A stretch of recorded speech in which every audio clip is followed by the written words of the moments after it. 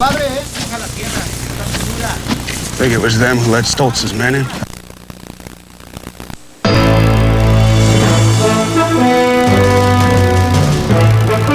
This is an ABC News special report on the Gulf War. Reporting from New York, Peter Jennings. Every indication tonight in Washington and in the Persian Gulf is that the land war against Iraq and occupied Kuwait has begun. We're going to go first to eastern Saudi Arabia and Sam Donaldson. Sam, go ahead. Peter, I've been told by an authoritative source that the land war has begun on a wide front in the Kuwaiti theater and on into Iraq. U.S. forces have crossed the border and are engaging the Iraqi forces where they find them. Now, I'm told that the pool reports from our reporters on the scene, which have not yet reached Dhahran, will very shortly begin coming in here, and presumably we will have video after that of this engagement. Do you have any indication yet, Sam, that there's actually been an engagement with the Iraqis?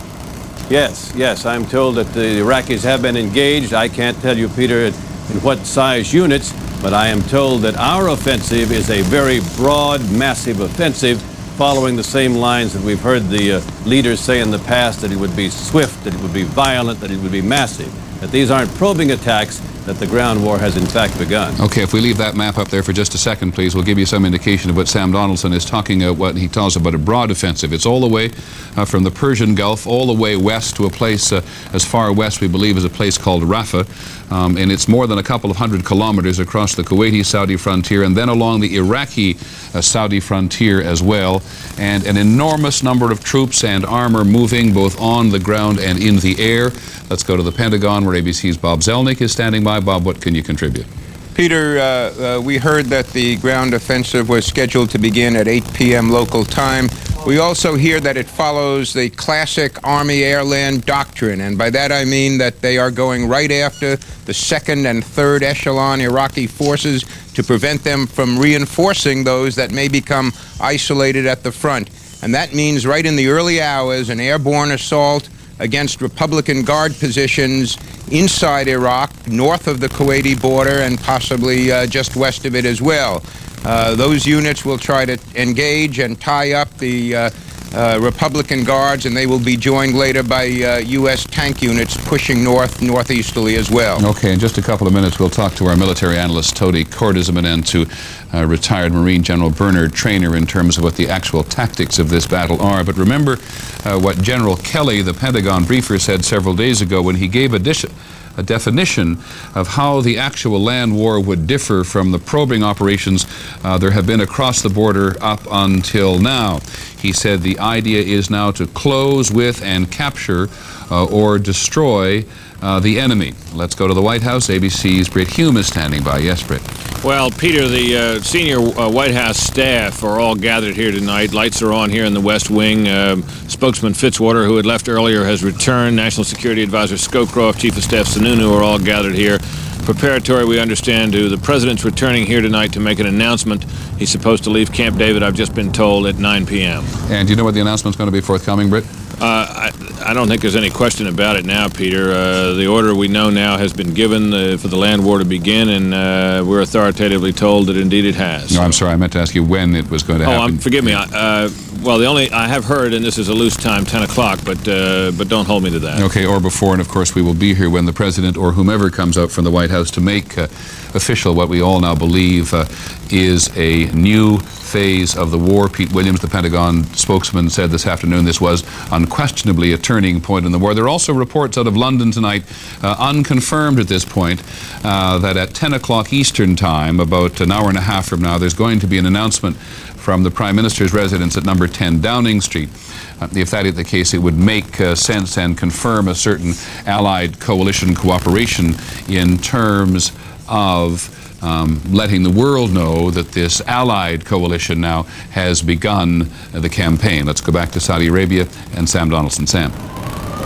Well, Peter, we just have an air raid siren now, which of course is a Scud alert. Scud actually hasn't come here to Dhahran for about 2 weeks. One came close last night. This may be simply an alert saying that one is headed toward Riyadh, for instance, because Well, it's not at all surprising when we lose the connection to Saudi Arabia. It is invariably, or has been invariably over the first 38 days of the air war, simply a power failure, and they come back up again.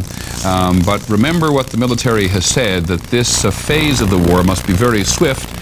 And if there's an air raid siren in Dhahran, or for that matter in Riyadh in central Saudi Arabia, one should not be surprised that the Iraqis will be determined in some instances to fight back. But one of the very early questions that the military planners want to know is whether or not when they encounter the Iraqis for the first time, both in Kuwait and to the north and to the west in Iraq, whether or not that army is going to break after these many days of bombing.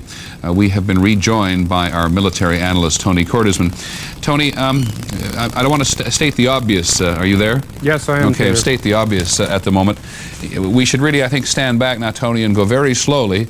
We've been talking about the land war in rather glib terms for 38 days, and perhaps using a lot of slogans people don't understand. So as we discuss this, let's go, if you wouldn't mind, very slowly and very elementary. Okay, Peter. I think what Sorry, I don't mean to lecture you there, but I think all of us now need to know more than at any other time precisely what's happening, including how many miles per hour they're going. Well, Peter, one of the key aspects of the air-land battle is that there are light units out here that can move at over 100 miles an hour. Those are the air assault divisions. And let's take a look at the map for a moment. If we look through here, these lines are the forward defensive areas. Now, a lot of these have already been penetrated, and they extend all this way over here. Behind them is a second echelon of infantry. Throughout this area is Iraqi armor and Iraqi mechanized divisions. Along the coast are some 6 more divisions, and they extend into Iraq. And behind there, as you've heard, the Republican Guards and more reserves. But these have lost up to 50% of their combat capability. And what we have opposing that is some 10 United States divisions. Some of them are in the Marine Corps, and we do not know their precise locations, but we think they are somewhere in here. In addition, there is a very heavy corps of U.S. armored forces, one of the heaviest corps in the history of war in terms of the number of tanks and the number of artillery. And somewhere in the west, a light corps filled with helicopters and attack helicopters. And of course over here we have amphibious forces.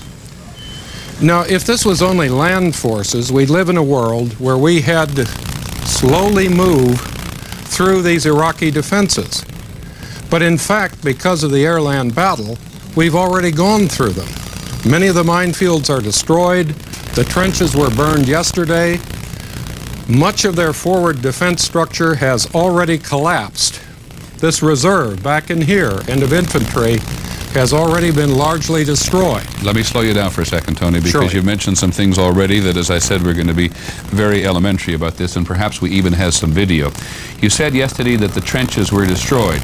You're talking, aren't you, about those great ditches which the Iraqis had filled with oil, which the U.S. then dropped napalm on to set on fire. Is that correct? That's right, Peter, but also we've used fuel-air explosives. What's a fuel-air explosive? That is a gasoline or gasoline-like vapor which is spread in the air and then detonated with other small bombs.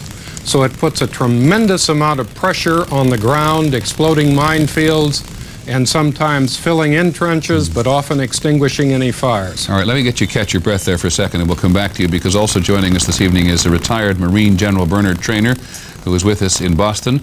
General Traynor, one of the first people across the line, or one of the first operations across the line, will be the 1st Marine Expeditionary Force. Tell us what it is made up of, and what are they supposed to do?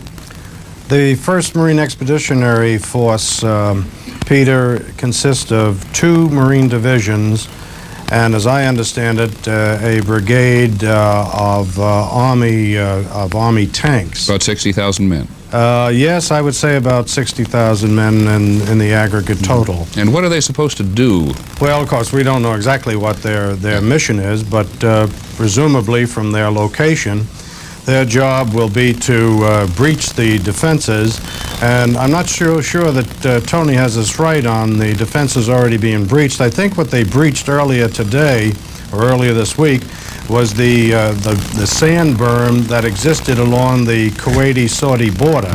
But I think that's different from the defensive positions that the Iraqis have. This is video, General Trainer, from earlier today to show that in some cases some of these berms or these great piles of sand had indeed been breached. But the point about this picture, of course, is there's no opposition there, nobody's shooting back, there's no minefield, etc., right? That's correct, Peter. That is simply the berm line that separates Kuwait from Saudi Arabia, and it's a border position, that's all. Now tell us about the combat engineers. They're always regarded as being the first to cross. How tough is their job? The combat engineers, their job is to break through the minefields and the obstacles that are in front of the successive defense lines that the Iraqis have constructed in the area.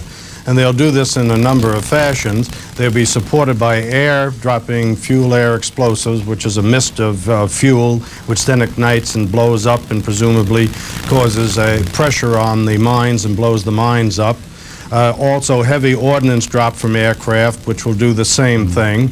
In addition to that, the combat engineers have what are known as line charges, and these are simply strings of high explosives that are shot out trailing a rocket across a minefield, and when they land, they detonate and create a gap. And it all sounds so neat and tidy, General Trainer. It must be awful. Well, of course, when they're doing this, they're going to be under fire. And it's a tough job for the combat engineers.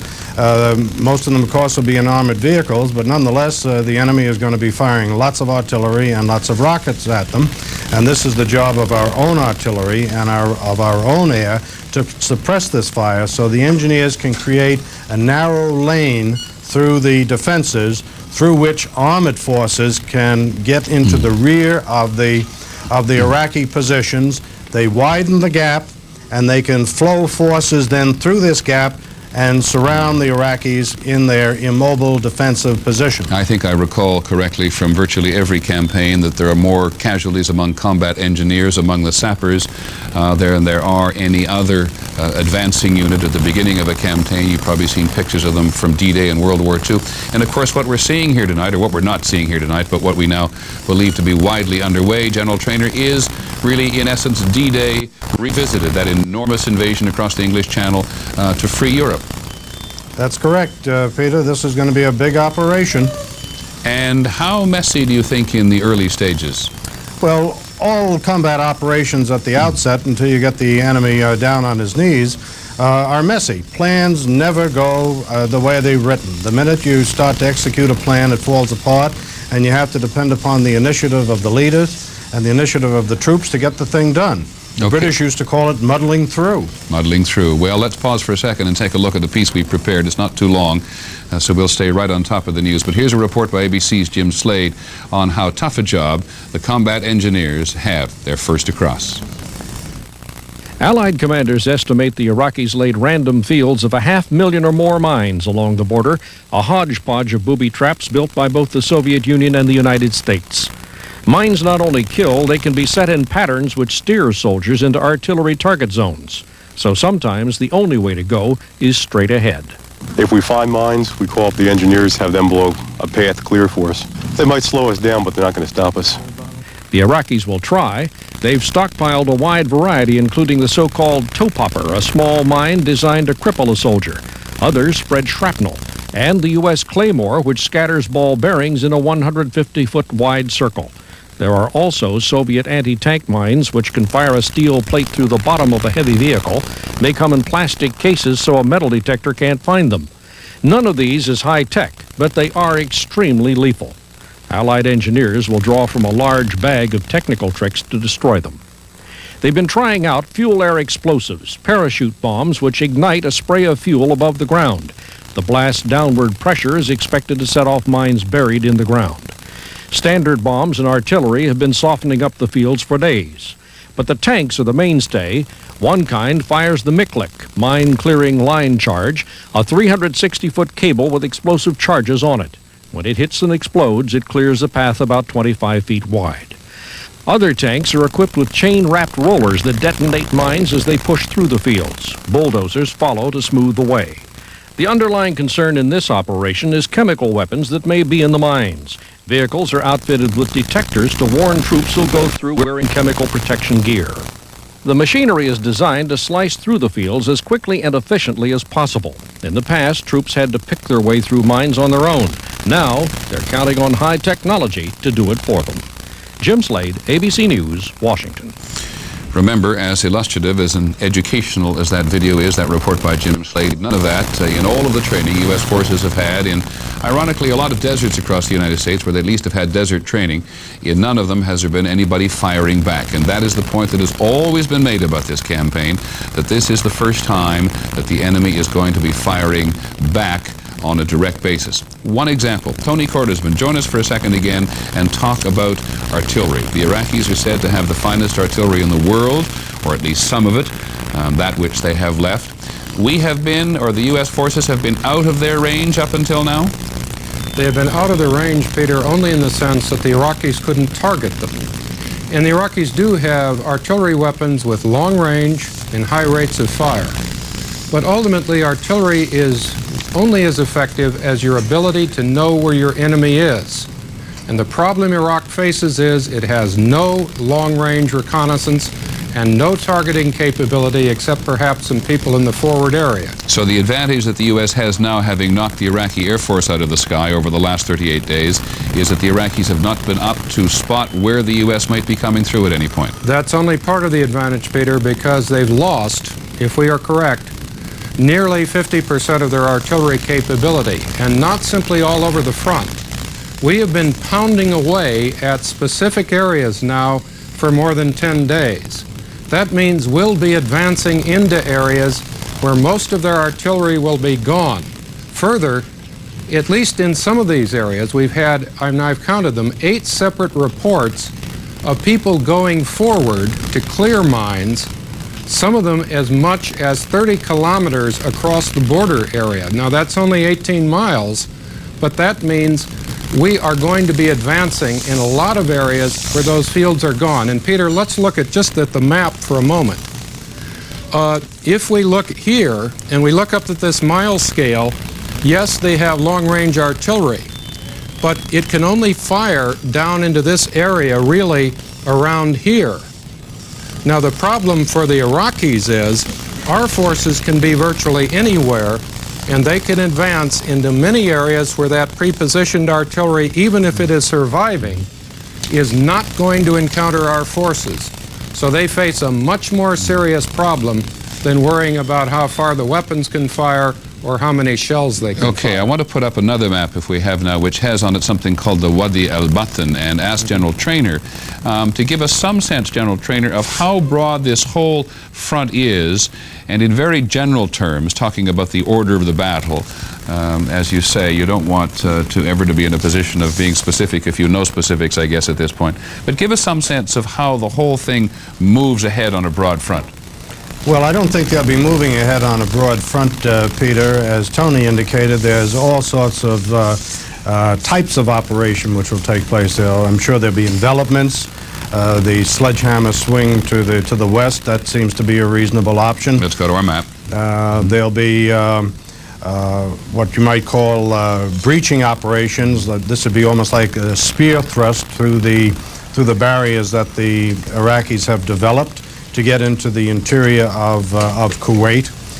There'll be the air assault operations with helicopters that Tony had mentioned, and of course the amphibious operations. So I think this type of campaign will probably see all of them at one point or the other in the campaign. Let's stop for a second and tell people what this Wadi al-Batn is. Yes, Wadi is in Arabic, is actually dry river, is a riverbed. It's a dry riverbed, but this is an enormous ditch, isn't it? Yes. Which stretches very much along, if we go back to the map now, along the Kuwaiti-Iraqi frontier there, which can be used to the Allied military advantage, correct? Yeah, you must understand that the Allies are on the Saudi Arabian plateau, and it drops gently down to the Mesopotamian basin where the Tigris and the Euphrates come along, and along just to the along right?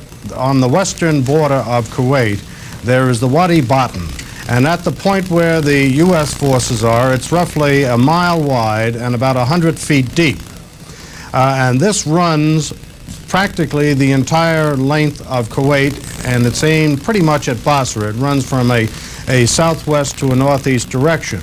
And one would assume that if you are going to be conducting a major envelopment operation, you would want to be to the west of the Wadi, because the Wadi, in a sense, becomes a huge anti-tank ditch which protects your right flank from any Iraqi forces who are brave enough to venture out and launch a counterattack against your right flank. Now they have to cross that wadi, and it's like an enormous tank ditch. And makes them exposed, of course. That's right. Now, you and all our other military analysts, but you particularly, General Trainer and Tony Cordesman, have referred to three kinds of operations: enveloping them in one case, never doing a frontal assault, coming in from an amphibious thing, and perhaps even faking a move all the way up to Baghdad, or at least in the direction of Baghdad, so that the Iraqis are not altogether certain from where the Allies are coming. Can you explain the logic behind all that? Well, the main point is, as Tony pointed out, the Iraqis have a very rudimentary intelligence collection system. They have no satellites, they have no reconnaissance aircraft. In the way of agents one would expect in Saudi Arabia reporting to them. And I would think that one of the principal purposes of the campaign would be to keep them confused, to keep them off balance, to feint to the right, to feint to the left, do this, do that, so that they have a very difficult time trying to determine how they're going to try to counter the operation. Tony Cordesman, pick this up. Peter, I think as we look at the structure, and let me go back to the map here, General Trainer made a very important point. The Gorge of El Batten is sort of the Grand Canyon, but as we look at this, the funny thing about Kuwait is that its only defensive feature is over here. Once you have moved around there, then the Gorge of El Batten is no longer a barrier, and all of a sudden, most of Iraq's divisions can be cut off from the north, and they face a potential terrain barrier, not the United States. The other thing is that while this is rough terrain filled with other wadis, they are so concentrated in this area that they are remarkably vulnerable, not only to the kind of thrust you'd get here, a flanking movement, but when we talk about envelopment, and General Trainer pointed out the critical problem, Iraq doesn't know whether we're going to go toward Basra, up and cut them off on the roads along the Euphrates, or even drive into the general area of Baghdad. And that means that they have a force structure which in many ways is in the wrong place for the wrong war, a repetition of the Iran-Iraq war, which is not the air-land battle that is launched at this moment. So just again, to say the obvious here, there is now no opportunity for the Iraqi army to comply with any political deadline of simply turning and moving their forces out of Kuwait, because they're circled from the rear now. Well, Peter, or they will be shortly. They will be.